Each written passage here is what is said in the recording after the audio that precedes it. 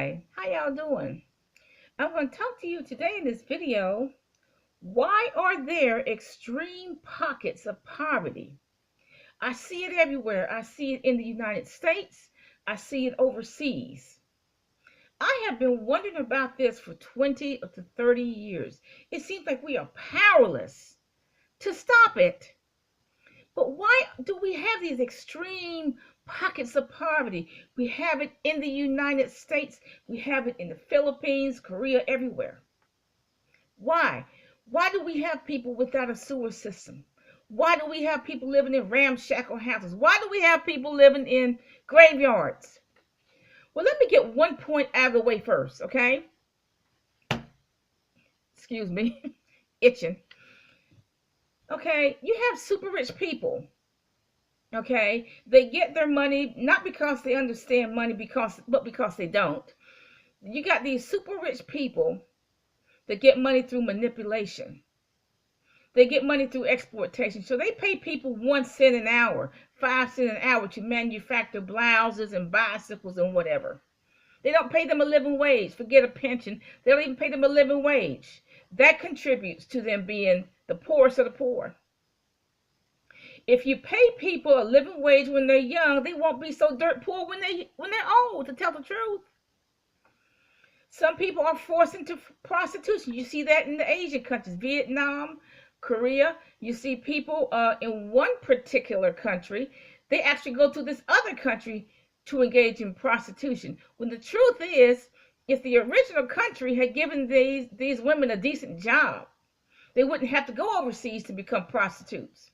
Okay, but the problem is this particular country will not give these women a decent job, so they go overseas actually to become prostitutes because the men in their own country don't even have any money. Okay, so look, we have all these super rich people in the world that's sucking up all the resources. They're sucking up all the oil, all the gas, all the gold, all the silver, all the platinum. They're sucking up all the resources, and they're not doing anything to help these extremely poor people. They're not building sewer systems.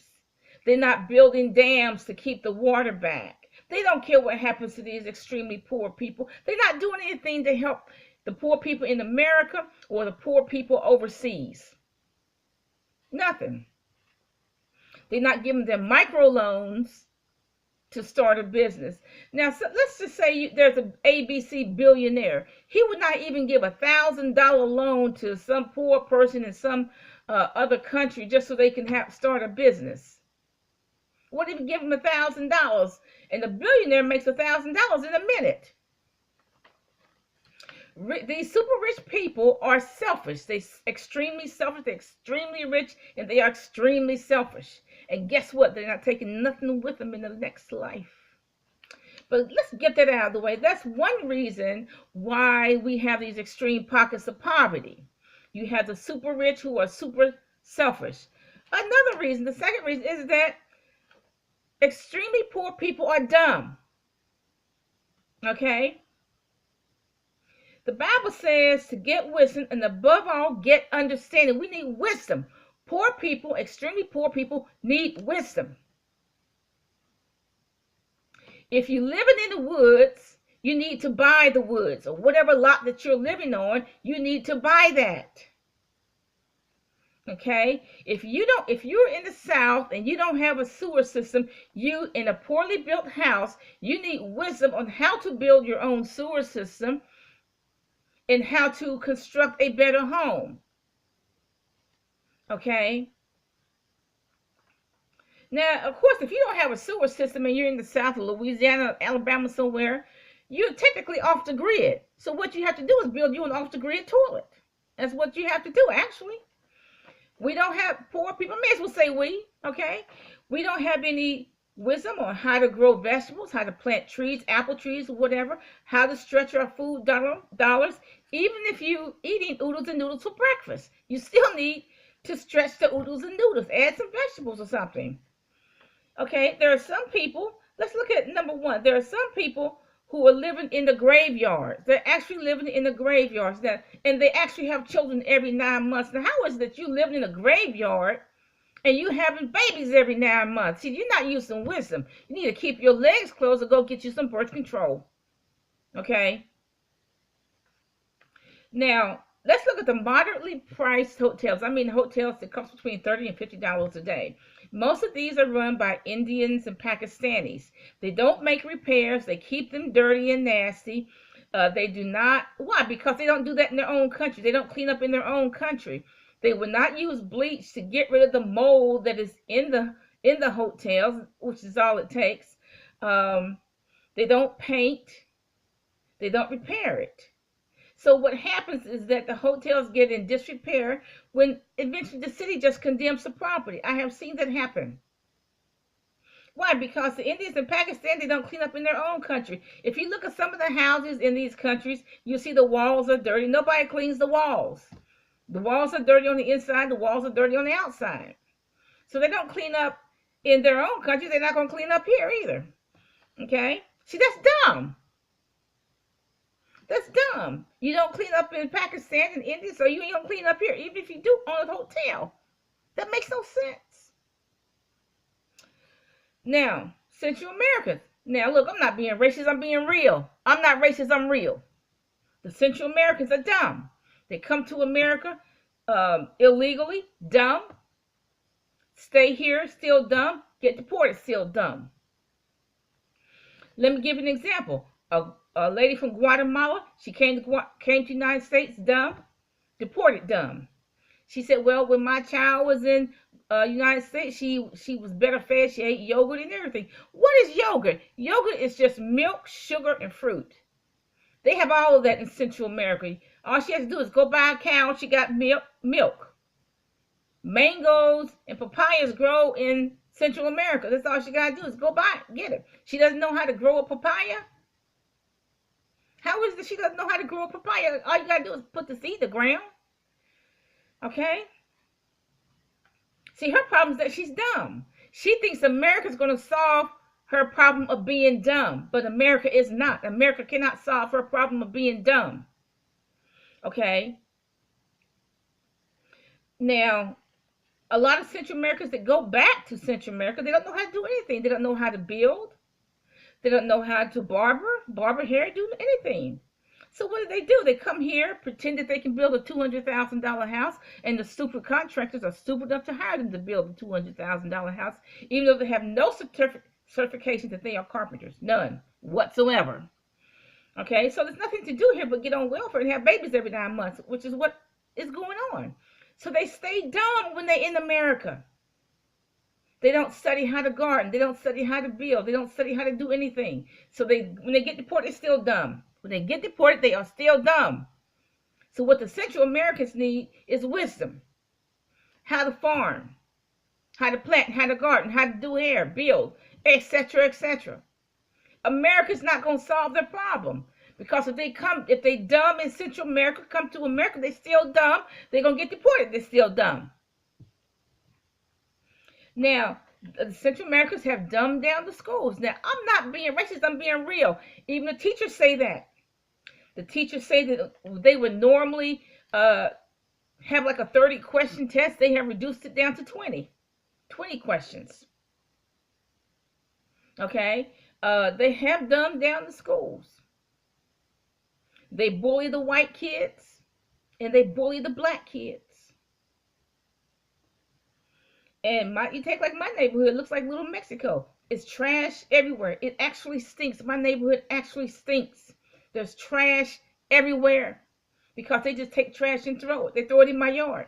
I'm constantly having to pick up trash out of the yard.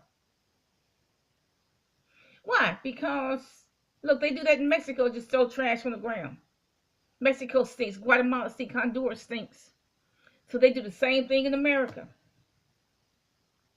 So why contractors hire them to build a $200,000 house, I don't know. Because they don't build it in Central America, why they build it now, okay?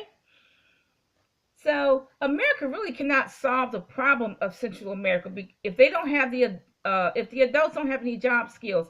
And frankly, I hear a lot of the adults can't even read. So how in the world you come to America if you're an adult and you're illiterate? America cannot solve that problem. You have to solve that problem in your own country. A Mexican kid told me the other day that his mother can hardly read. He cannot hardly read.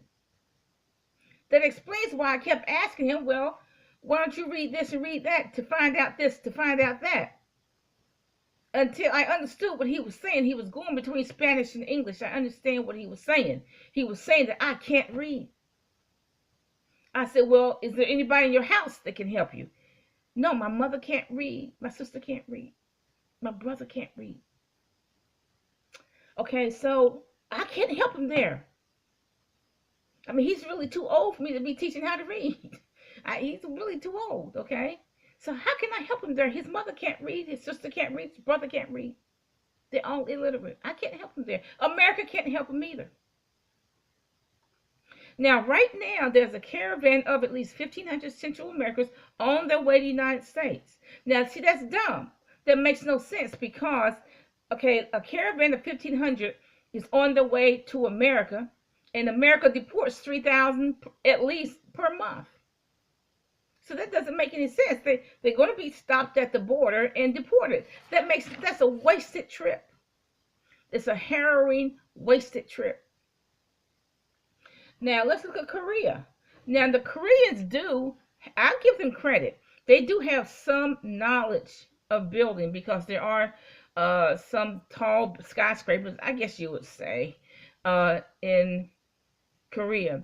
But Koreans have no concept of clean or organization. You see trash everywhere in Korea. They just throw trash everywhere. And you see that here. Whenever they have a laundromat, you see wall-to-wall trash all around the laundromat, in the laundromat and around the laundromat. Wall-to-wall trash. Why? They just throw it away. And they don't bother to clean it. They have no concept of clean, no concept of organization. Okay, inside and out. Now, about 20 years ago, it's probably longer than that, I asked this black man, I said, I wonder why Koreans always come here and make money. They only come here with $1 in their pocket. And you know what he told me? He said they may have $1 in the pocket, but they have $1 million worth of knowledge. That's what he said. They understand how to make a living. Koreans understand that you have to sell something every day. Koreans go out there and sell something every day, even if they just make $1 a day, $5 a day. They go out there and sell something every day. They cut hair. They sell food. They sell clothing. They sell something. So when they come to America, they do the same thing. Koreans know how to make $1. I give them that credit, but they just don't have any concept of clean in organizations and all that, organizational skills and all that. So part of the problem, now I get it. Like I said, the first reason is that they're super rich people and they're stingy and dumb. But you know what? Part of the reason why there are extreme pockets of poverty is our own fault, because we are dumb. We're dumb about money. We don't understand how to make $1. A teenager can make $1. If you're in the projects, you can make $1. You can go out there, you can sell something in the project, sell cornbread, corn muffins, cookies, something every day. If you're in the projects, you can sell something. We have no poor people, and extremely poor people have no knowledge of how to sell stuff. There are rich people who are dumb. There are rich churches that are dumb, rich ministries that are dumb. How do I know that? Because they're going bankrupt. The only way they know how to get money is to ask us in the partner letter for some more money for the next project. We need some tables. We need some wood. We need some lawn equipment. Help us pay for it. We need you to send a $30 offering so we can buy new lawn equipment, so we can buy new tables and chairs for the set. And believe God for the 100-fold return. So you wait for God. You're going to send him $30. You're going to wait for God to give you $3,000. And God's not going to respond to a gimmick. Now, there are a lot of rich people who are dumb. A lot of rich people have gone bankrupt. I can name names. And I can name a whole lot of athletes that have gone bankrupt. Okay, so poor people, whether you're extremely poor or poor, which is not much difference, need to stop being dumb. We need to buy land, build houses, learn how to stretch the money, learn how to garden, process your own food. Don't live like the Joneses. The Joneses is broke. You take like some people, they got jobs that they don't deserve because they're dumb. They are not the best and brightest. Sometimes it just amazes me how these dumb people get these good jobs. And they're not the best and brightest. I always expected the best and the brightest to have the best job, but that's not true. There's some dumb people that got good jobs. But nevertheless, you want to avoid being poor, the poorest of the poor. Why? How? You got to stop being dumb. If you live in the woods, go buy the woods. Go buy the land. Build your own house. Stretch your money. Learn how to garden. Learn how to plant a tree. Learn how to process food. Learn how to process your own food. Poor people need to stop being dumb. We need wisdom. Have a nice day. Bye.